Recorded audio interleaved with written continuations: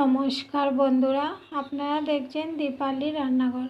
আজ আমি আপনাদের সঙ্গে শেয়ার করব বাচ্চাদের টিফিনের জন্য একটি রেসিপি। আপনারা সঙ্গে থাকবেন আর দেখে নেবেন আমি কি রেসিপিটা কি তৈরি করছি। প্রথমে চুলাটা অন করে একটি কড়াই বসিয়ে কড়াইতে দিয়ে দিলাম পরিমাণ মতো তেল। তেলটা গরম হয়ে গেছে। এখন আমি এখানে বেজে নিচ্ছি কিছুটা পরিমাণ বাদাম। বাদামটা নামিয়ে নিয়ে এখানে দিয়ে দিলাম কিছুটা পরিমাণ আস্ত জিরে। জিরেটা অল্প একটু ভেজে নিচ্ছি। জিরেটা অল্প একটু ভেজে নেওয়ার পর আমি এখানে কেটে রেখেছি দুইটা কারকল।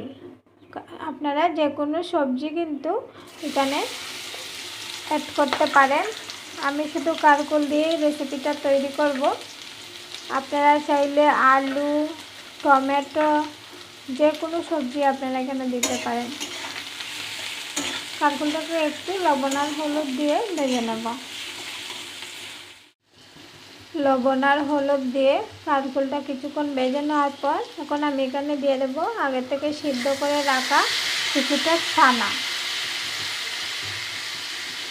আর দিয়ে দেবো এখানে কিছুটা পরিমাণ চাট মশলা। ভালোভাবে ছানার আর কারকলের সঙ্গে মশলাটাকে মিশিয়ে 1 মিনিট রান্না করে নেব। ছানা আর কারকলটা 1 মিনিট ভেজে নেওয়ার পর এখন আমি এখানে দিয়ে দেব 1 বাটি সেমাই। দিয়ে দেব স্বাদ অনুযায়ী কিছুটা লবণ। ভালোভাবে মিক্স করে নেব।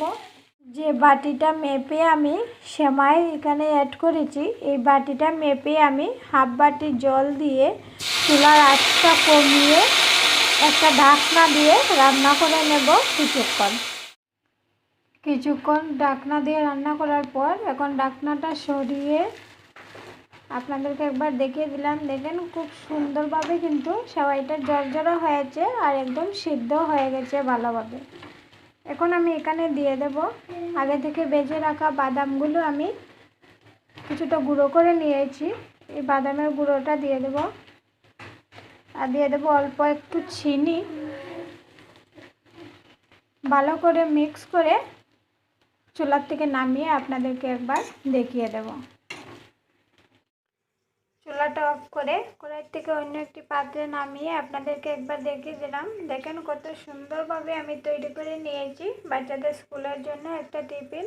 আপনারা যদি ভাবছেন যে বাচ্চাদেরকে স্কুলের টিফিনে কী দেবে একবার এই রেসিপিটা তৈরি করে বাচ্চাদেরকে দিয়ে দেখবেন। বাচ্চাদের সবজিও খাওয়ানো হয়ে যাবে আর খুব ভালো লাগবে বাচ্চাদের। তারা খেতে একদম না করবে না। একবার খেলে বারবার মন চাইবে তাদের এই রেসিপিটা খাওয়ার জন্য।